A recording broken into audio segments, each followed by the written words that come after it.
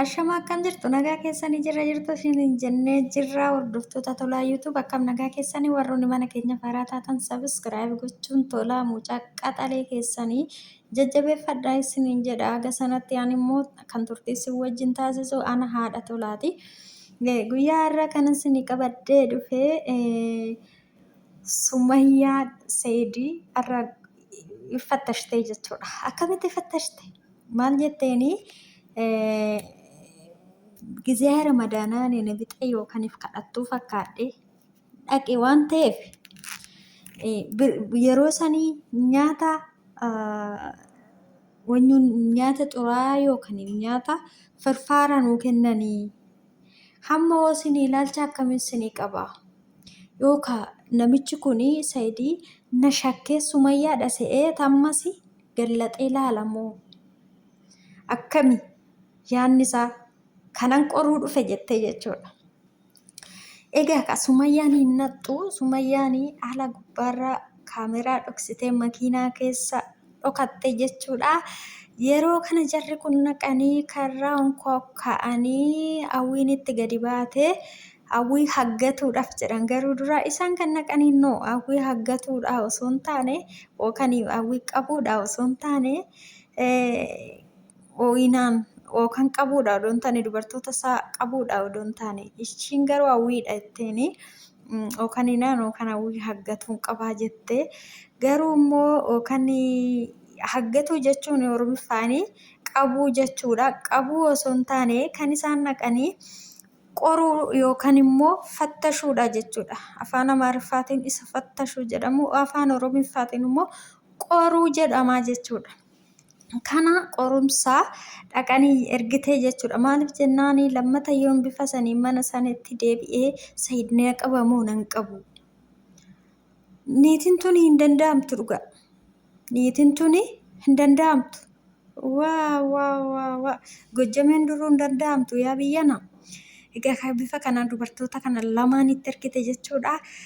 Achumaan hawwiin birrii kennitee fi birrii kenninaaniif lakkii wanna nyaatamuu barbaannaa dhannee birriin barbaannu ganaa deemnee bituurraa waan hojjetamu jiraate si gargaarra seennee jedhanii 200 kennitee fi isatti deebisanii inqulaalii wayii yoo jiraate xaxabbasni nuu kenni nuti nyaata barbaanne malee birriin barbaannu jedhanii jechuudha. Achumaan inaan immoo Saidoo waamtee jechuudha. Koomii Saidoo jarri tokko dhufanii jetteeni. Achumaan ammas Saidoodhanii ani nyaata barbaannanti. Seennee nyaachuu barbaanna malee nuti maallaqa hin barbaannu jedhanii jechuudha. Iddoo kanatti kan Saidoonii hinaan takka qabadheeni ofii takka qabatee achumaan Sumayyaa miti yoggaa gallaxee ilaalu maaliif firaankii si gochuu dhufnee jedhani. Gartanii garuu Sumayyaatu ergee jechuudha. Viidiyoo kana gizee argu garuu Saidii hammas shawwadamee jira jechuudha. Kaameraa kana duuba maal tura? Osoo jedhee kaameraan dhokatee jira kaayi isaan firaankii si godhuu dhufne Saidoo jedhanii wal beeku jechuudha. Saidoon irra ni beeka. Garuu immoo naannoo sana oduu fattashee jiraate arras Sumayyaa qabate jechuudha. Ergaa Finfinneetti wal agarree Saidii wal agarree hin beennu. Kanaaf jechi ishii na yaade jechuu barbaadde natti fakkaata. Viidiyoo irratti Saidii irratti dalaguun qabaa jette jechuudha Sumayyaani. Achumaan ijoollee kana lamaan yeroo ergitu Said gallaxee ilaale jechuudha. Yeroo gallaxee ilaalu maal jetteeni firaankii si goone jetteeni jechuudha. Saidoon irra ni beeka dubara kana yookaan ijoollee kana lamaan jechuudha. Firaankii si goone jedhanii bifa saniin addaan ba'anii garuu kanan jedhu Sumayyaan dhugaa rabbi xiqqii kana hunda maaliif deemte? Maaliif xiqqii kana hunda deemte isinitti fakkaata?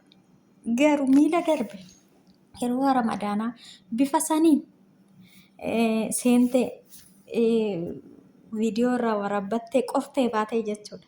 Hamma immoo yoonani ammasii dhaqee Said na qabataa manatti tola galfannaan gannan lakkisu. Mammaraa cina ni qabu maalan gochuu qaba ijoollee kana lamaan erge yoo Sumayyaadha se'ee irraa gallaxee yookaan ifirraa ol fuudhee ilaale lamuu ani kotteen kiyya mana saniin ga'uu jette jechuudha. Kanaafi mala kana malattee maaliif ofii dhaquu dhiistee ijoollee kana ergitee jechuudha. Namni kadhataa yookaniif namni hiyyeessi kadhataa irra hin jedhamu soorii hiyyeessi ni beekamaa jechuudha. Maaliif bifa kanaan abaayyaan isaan uffatanuu abaayyaa kwaalitiidha. Abaayyaa gurraacha kana dubartoonni Itoophiyaa gonkumaa hin uffatanii jechuudha.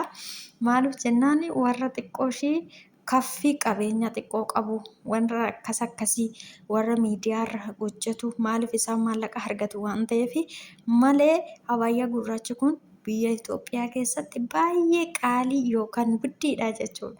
Maaliif wajjumaan beekna sila ta'eef abaayyaa akkanaa kana ani ollaan kiyya iddoo waggaa 5 kana iddoon ture musliimaa jechuudha. Abaayyaa isaanii gurraacha kana birqiidhaaf uffattii jechuudha. Isheen maaliif jennaan in argattu kan akkanaa jechuudha. Maaliif gatiin illee qaaliidha jettee jechuudha. Niitis sun dhugaa rabbi akkasii.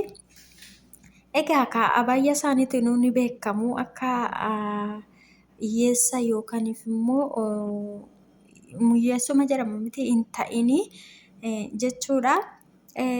Maaliif garuu kana hunda xiqqii kana hunda maaltu si oofe Sumayya? ከፈለግሽ ወደ ባለቤትሽ ግቢ። አንቺ ባለቤት እኮ ነው፣ የራስሽ እኮ ነው። አንቺ ምን ሆነሽ ነው ይሄን ጥግ ያስፈለገሽ? ይሄን ጥግ መሄድ ምን ነው ሱመያዬ?